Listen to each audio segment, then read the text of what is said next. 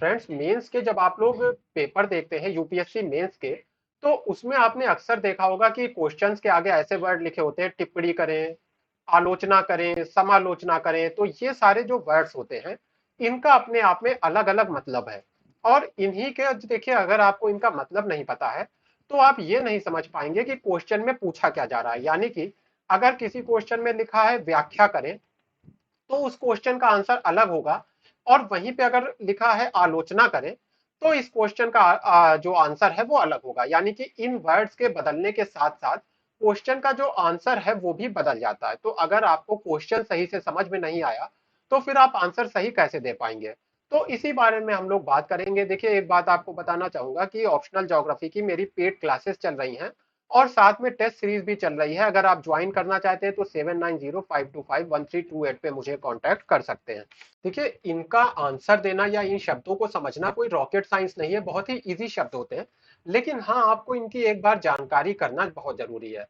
तो देखिए, यहाँ पे जो शब्द आप देख रहे हैं, ये पूरा जो शब्दों का समूह है, ये एक तरह के शब्द हैं और ये फिर दूसरी तरह के शब्द हैं। इनके अंतर को समझते हैं थोड़ा सा। देखिए, मान लीजिए मैंने कहा, एक सेंटेंस लिखता हूं मैं कि जनसंख्या वृद्धि, चलिए शॉर्ट में लिख देता हूं, उच्च जन्म दर एवं निम्न मृत्यु दर का परिणाम है। तो देखिए, सिंपल सी बात है, मैंने ये सेंटेंस लिखा है कि जब आपके देश में जन्म ज्यादा लोगों का होगा, मृत्यु कम लोगों की होगी, तो जनसंख्या बढ़ेगी।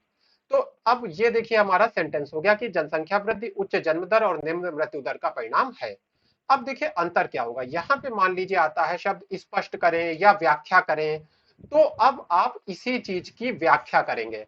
यानी आप बताएंगे कि हाँ, ये चीज सही है। जब जन्म दर ज्यादा होती है तो ज्यादा लोगों का जन्म होता है, मृत्यु दर कम होती है यानी कम लोगों की मृत्यु होती है, धीरे धीरे जीवन प्रत्याशा बढ़ जाती है। और इस सब की वजह से क्या होता है, तेज जनसंख्या वृद्धि होती है। तो ये आपने क्या किया, व्याख्या कर दी, या कह लीजिए इस बात को स्पष्ट कर दिया। तो यहाँ पे आपने देखिए इसके निगेटिव में, यानी कि इस बात के विपक्ष में कोई भी तर्क नहीं दिया। आपने कहीं पे भी ये नहीं बताया कि नहीं, ऐसा नहीं है, जनसंख्या वृद्धि जन्म दर और मृत्यु दर से ही प्रभावित नहीं होती है। अब देखिए आगे समझिए तो और अच्छे से समझ जाएंगे। इसी क्वेश्चन को माइंड में रखिए कि जनसंख्या लिख के आया है, क्वेश्चन आपके सामने यूपीएससी ने दिया है कि जनसंख्या वृद्धि उच्च जन्म दर और निम्न मृत्यु दर का परिणाम है। लेकिन अभी पहले लिखा था, मान लीजिए स्पष्ट करें या व्याख्या करें, इस बार यूपीएससी ने आपके सामने लिख दिया विश्लेषण करें, या लिख दिया समीक्षा करें या आलोचना करें। अब देखिए बदल कैसे जाएंगी चीजें, कैसे बदल जाती हैं। देखिए, यहाँ पे अब आपको क्या करना पड़ेगा, आप ये तो बताएंगे ही कि हाँ, ये बात सही है कि अगर किसी देश में जन्म ज्यादा लोगों का होगा और मृत्यु कम लोगों की होगी, तो वहां की जनसंख्या बढ़ेगी। अब लेकिन आपको यहाँ पे समीक्षा करनी है, तो आप कहेंगे कि लेकिन इसके साथ ही एक फैक्टर और होता है, वो होता है माइग्रेशन का। यानी कि अगर किसी देश में विदेश से लोग प्रवास करके आ रहे हैं, तो उस देश की जनसंख्या बढ़ सकती है। और वहीं पे अगर किसी देश से दूसरे देशों में, विदेशों में लोग जा रहे हैं, तो वहां पे जो जनसंख्या वृद्धि की दर है उसमें कमी आ सकती है। तो अब आपने क्या किया, इसका विश्लेषण करते हुए ये बता दिया कि आप जो जन्म दर और मृत्यु दर की बात कर रहे हैं वो तो सही है, लेकिन माइग्रेशन या प्रवास का भी एक फैक्टर होता है जो काम करता है। अब देखिए सारी चीजें चेंज हो गई।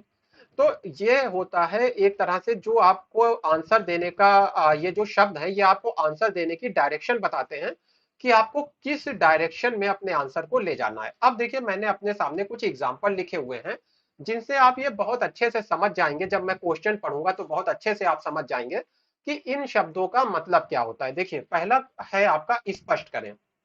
तो मान लीजिए कहा जाता है कि जनसंख्या वृद्धि के प्रमुख कारणों को स्पष्ट करें, तो ये क्वेश्चन आ गया। तो अब आप जनसंख्या वृद्धि के प्रमुख कारणों को स्पष्ट करने लगेंगे। इसमें आप जन्म दर, मृत्यु दर और शिक्षा, स्वास्थ्य, इन सब की बात करेंगे, प्रवास। यानी कि आपने क्या किया, जो भी कारण है जो कि जनसंख्या वृद्धि से जुड़े हैं उनको आपने स्पष्ट कर दिया। अच्छा, इसी तरह से मान लीजिए आया जनसंख्या वृद्धि के कारणों की व्याख्या करें, तो भी आप इन्हीं चीजों को स्पष्ट करेंगे, इन्हीं चीजों की व्याख्या देंगे। अच्छा, फिर विवरण दे, जैसा जनसंख्या वृद्धि में परिवर्तन लाने वाले कारकों का विवरण दे, तो क्वेश्चन का फॉर्मेट बदल जाएगा। जब ऐसा क्वेश्चन आएगा तो बस फॉर्मेट बदल जाएगा। जनसंख्या वृद्धि में परिवर्तन लाने वाले कारकों का विवरण देना है आपको। तो जनसंख्या वृद्धि में परिवर्तन लाने वाले कारण कौन कौन से होते हैं, जन्म दर होता है, मृत्यु दर होता है और प्रवास होता है। तो आप इन तीनों चीजों की बात कर देंगे, इन तीनों चीजों का विवरण दे देंगे कि इनका जो है जन्म दर, मृत्यु दर और प्रवास क्या होता है और इनकी क्या परिभाषा होती है, आप इसका पूरा विवरण दे देंगे। पुष्टि करें। देखिए, जनसंख्या विकास का प्रमुख तत्व है, प्रस्तुत कथन की पुष्टि करें। यानी कि जनसंख्या जो है विकास को प्रभावित करता है। अगर किसी देश में ज्यादा जनसंख्या होगी तो भी उसका नुकसान है और कम जनसंख्या होगी तो भी नुकसान है। तो अब आपको क्या करना है, इस कथन की पुष्टि करना है। यानी इस कथन को प्रूफ करने के लिए आप कुछ तर्क दे देंगे कि हाँ बात सही है, मान लीजिए आपके देश में कृषि के लिए भूमि बहुत है, लोग लेकिन लोग नहीं है उस पर काम करने के लिए, तो आपके देश में जो कृषि है उसका विकास नहीं हो पाएगा। तो इस तरह से आप इसकी पुष्टि कर देंगे। फिर देखिए आता है परिचय दीजिए। अब जैसे मान लीजिए क्वेश्चन यूपीएससी ने कह दिया हिमालयी क्षेत्र में पाई जाने वाली वनस्पतियों का परिचय दीजिए, तो कौन कौन सी वनस्पतियां पाई जाती हैं किस किस जगहों पे आप परिचय दे देंगे। अब ऐसे ही मान लीजिए समुद्री जैव विविधता का वर्णन करें, तो समुद्र में जो जैव विविधता है उसका आप वर्णन कर देंगे। विशेषताएं बताइए, तो मान लीजिए उत्तर भारत के कृषि प्रदेशों की विशेषताएं बताइए। आपको उत्तर भारत में जो हमारे कृषि प्रदेश है उसकी विशेषता बताना है। तो विशेषताएं क्या होती हैं, देखिए जैसे मैं कहूँ अपनी कुछ विशेषताएं बताइए, तो आप हो सकता है बताएं कि आप म्यूजिक अच्छा जानते हैं या डांस अच्छा जानते हैं, तो ये आपकी विशेषता हो गई। इसी तरह से कृषि प्रदेशों की विशेषता क्या होगी कि वहां पे इंटेंसिव एग्रीकल्चर होती है या एक्सटेंसिव एग्रीकल्चर होती है, टेक्नोलॉजी का ज्यादा प्रयोग होता है या कम प्रयोग होता है, ये सब विशेषताएं हो गई। कुछ जैसे उत्तर भारत की अगर आप बात करेंगे तो आपको इंटेंसिव एग्रीकल्चर मिल जाएगी, लेबर का बहुत ज्यादा प्रयोग मिल जाएगा, फर्टिलाइजर वगैरह का बहुत ज्यादा प्रयोग मिल जाएगा। तो ये सारी चीजें क्या हो गई, विशेषता हो गई। परिभाषित कीजिए, जैसे मैंने लिख दिया जीवन प्रत्याशा को परिभाषित कीजिए, तो अब आप क्या करेंगे, जीवन प्रत्याशा की परिभाषा देंगे कि किस तरह से जीवन प्रत्याशा काम करती है। अगर आपको इसका फॉर्मूला वगैरह आता है तो वो भी लिख देंगे। तो बस आपने परिभाषित कर दिया। तो ये कुछ शब्द हो गए जिनमें जैसा कहा जाता है आपको उसी के अनुसार आंसर देना होता है, यानी कि कोई नई चीज आप अपनी तरफ से नहीं जोड़ते हैं। अब देखिए नीचे के शब्दों की बात करते हैं। देखिए इस वाले हिस्से की भी, जो ये अपना पूरा हिस्सा है, इसकी भी हम लोग जो समझ डेवलप करेंगे वो क्वेश्चंस के माध्यम से करेंगे। तो जैसे क्वेश्चन आया मान लीजिए एक आपके सामने, अभी हम लोग जानते हैं कि काफी कुछ कृषि सुधार किए गए हैं, तो उसी से मान लीजिए क्वेश्चन पूछा यूपीएससी ने कि कृषि सुधार भारतीय इतिहास में मील का पत्थर है। अब कोई भी शब्द लिखा हो सकता है, आलोचना करें, टिप्पणी करें, विश्लेषण करें, अभी समालोचना की बात नहीं कर रहे हैं, बस इसको छोड़ देते हैं, बाकी इन शब्दों को देखते हैं। जैसे आलोचना करें, विश्लेषण करें, टिप्पणी करें। तो मान लीजिए कोई ऐसा शब्द लिखा है, तो क्वेश्चन आप समझ गए होंगे कि कृषि सुधार जो है क्या उन्होंने भारतीय इतिहास में एक मील का पत्थर का काम किया, यानी बहुत ज्यादा महत्वपूर्ण है। तो अब देखिए इसकी आप आलोचना कैसे करेंगे। पहले तो आप बताएंगे कि हाँ ये बहुत ज्यादा महत्वपूर्ण है, जैसे आपने बताया कि अब कोई भी जो कंपनी होगी, जो हमारी फूड प्रोसेसिंग की कंपनी होती है या खाद्यान्न के क्षेत्र में काम करने वाली, फूड ग्रेन्स के क्षेत्र में काम करने वाली जो भी कंपनी होती है, अब वो जितना चाहे उतना अनाज अपने पास स्टोर कर पाएंगी।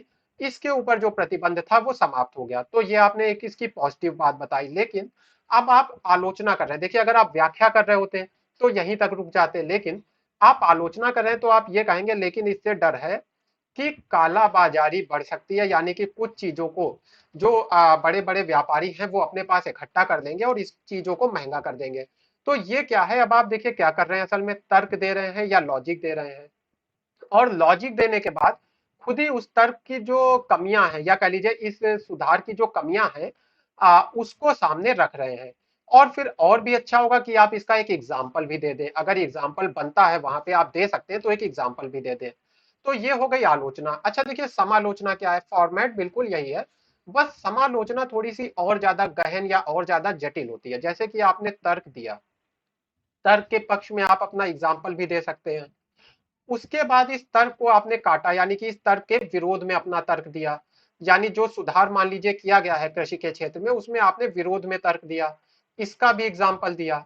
और फिर आपने क्या किया कि ये जो विरोध वाला तर्क है इसके भी एक कह लीजिए विरोध में तर्क दे दिया, या इसको भी कुछ अलग तरीके से एक्सप्लेन कर दिया या तर्क दे दिया, जैसा भी आपका आंसर बन रहा है। इन चीजों में कोई लिखा हुआ फॉर्मेट नहीं होता है, आपको खुद तय करना होता है।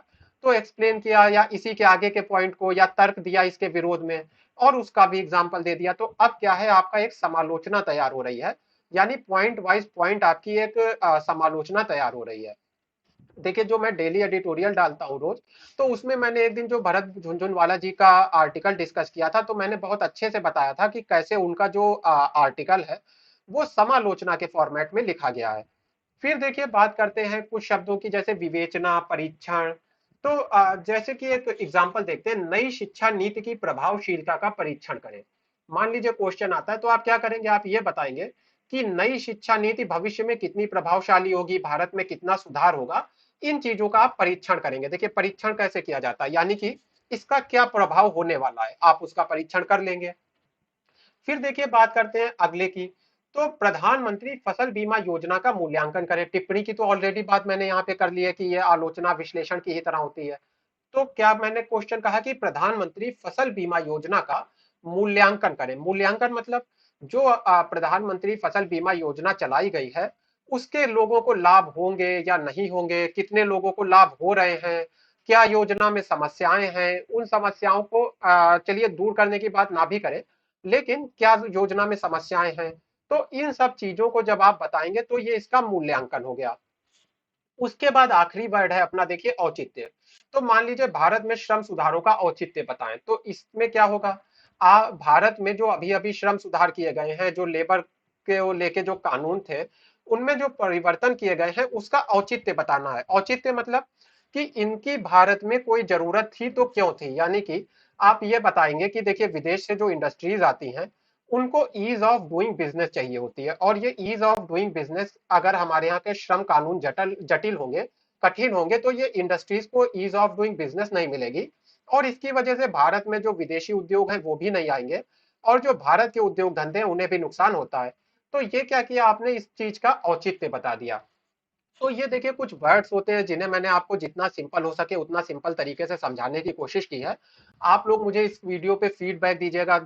अगर आप लोग ऐसे वीडियोस आगे भविष्य में और भी चाहते हैं, तो मुझे आप फीडबैक दीजिएगा। मैं आगे और भी एथिक्स को लेके और भी अलग अलग टॉपिक्स को लेके ऐसे वीडियोस लाऊंगा।